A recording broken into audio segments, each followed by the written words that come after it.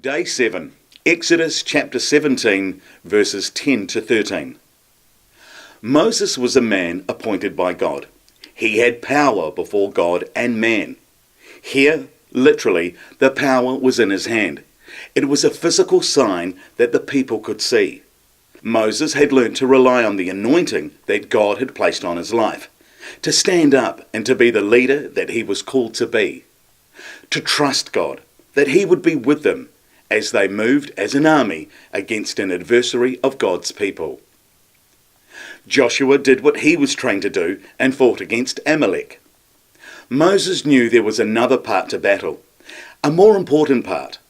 The battle was to be won by stretching out his hand heavenward. He stretched it out over the encounter.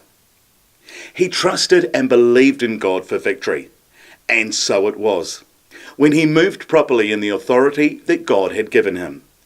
The battle went in their favour and Israel prevailed. As we can see, however, Moses, the great leader, required support to function as a man of God.